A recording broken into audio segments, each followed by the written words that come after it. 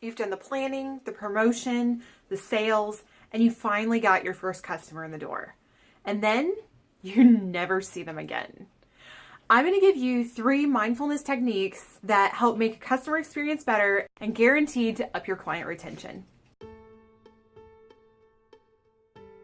So a while back, I decided that even though I'm a hairstylist, I want to go to someone else and get a haircut. I intentionally went to a salon that charges almost double what I charge for a haircut at my salon. And I did this to see what they have that I don't have that justifies them charging so much money for a haircut.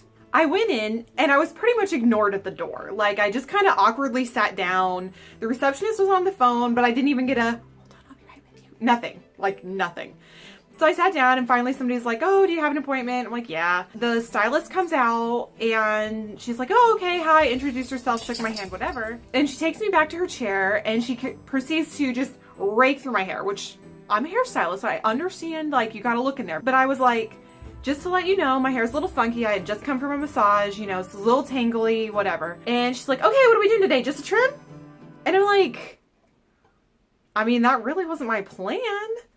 So mindfulness tip number 1 is to ask meaningful questions. Like, be actually concerned about what your client has to say about what they want. Ask open-ended questions. How are you feeling about this? What kind of regimen do you have for, you know, in this case, it's a hair service, but this really applies to any business where there's a regular clientele. So ask meaningful questions and really give that consultation. You don't, in this situation, this person didn't know anything about me. She didn't know anything about my home regimen. She didn't ask or care about my home regimen at all. And if she had, it would have influenced how things went later in the service. Like, for instance, what type of haircut I actually went home with. So to go along with that, the next thing that you can do to be mindful of your client's experience is to actually give them a quality interaction.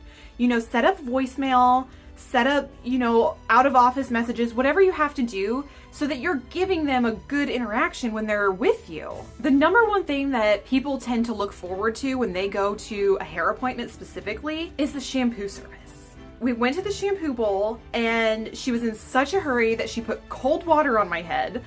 And I got like 1-2 as far as my scalp massage, rinse, 1-2 with my conditioner, rinse. This is like not an exaggeration. I mean, it was the worst shampoo. I mean, it was like 1-2, see you later.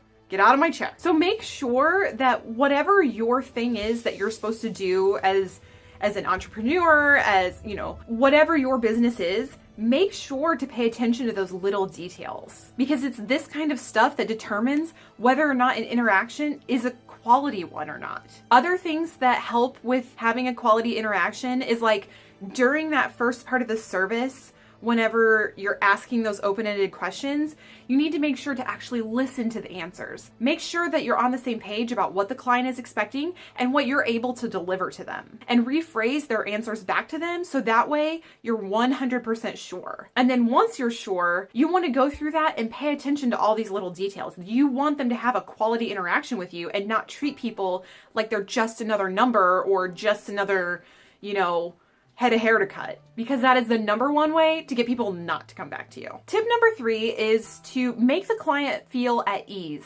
throughout the whole process of whatever you're doing for them. So what you want to do at the beginning of the service is explain what is going to happen throughout the service. In the case of a hair service, people generally know what to expect, but even like later in the hair service through styling, through use of product, you want to say, I'm using XYZ product for this purpose.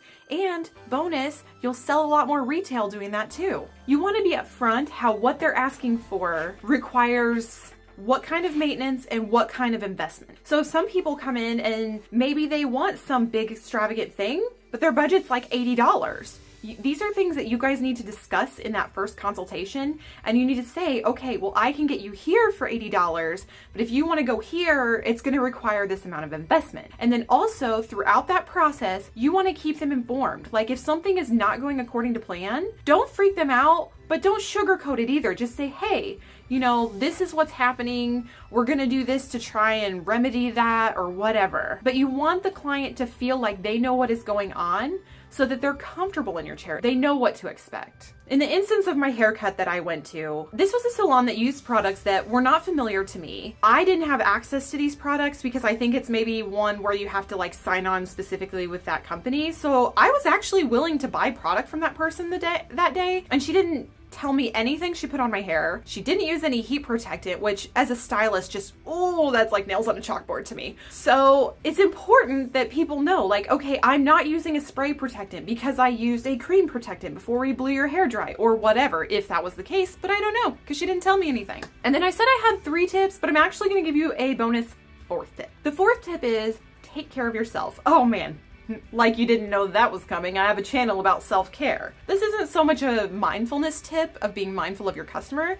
It's about being mindful of yourself. If you're gonna give good service, you have to take care of yourself. When I walked into this salon where they charge nearly double what I charge in my salon, when this stylist came out to greet me, I mean, she had on yoga pants and a t-shirt and her hair all wrapped up in a bun. Now, I get it. I have rough days too where, you know, my makeup's not on par. Maybe, you know, what I'd rather wear isn't a laundry, but try. If your outfit's a little subpar today, okay, but do your hair. Or if your hair is not great, put on a better outfit or a cute necklace or something to distract from it. But like, take care of yourself. When you take care of yourself, mind and body, you have the energy and the ambition to give the best possible service. And it takes a lot of energy to constantly be mindful of, okay, how is my client feeling right now? And what do they need from me? And if you're not taken care of, there is nothing left to be able to provide that good of a service for the person who is a patron of your business. We live in an incredibly fast-paced world, and entrepreneurs and business people are very, very busy. Another thing too, there are lots of us. And while someone may have, you know, a beautiful salon that's expertly decorated in a great location, if their customer service is awful and they don't show that they care about the person in front of them coming to pay their hard-earned money for a product or service, that person is not going to come back. On the other hand, if someone is constantly trying to enhance the client experience, you know, they may not have the newest salon or the super comfy shampoo bowls or whatever thing it is that might relate to your business. If you have just an excellent customer experience, people will continue to come back to you. And not only that, they will refer their friends and you will have constant word of mouth business, and you will build a reputation that not only maintains the customer base you have, but is constantly driving new business to you. So thank you for watching. I hope that these mindfulness tips helped. I know that my example was specific to a hair salon, but this really applies to any kind of business where there's customer service. So let me know down below how you're going to apply this to your business. How are you going to make your customer experience better than it was before? So thank you again for watching. Don't forget, good vibes when you subscribe. And I will see you next Tuesday for another video. See you later. Lois. Lay down, Clark. Lay down.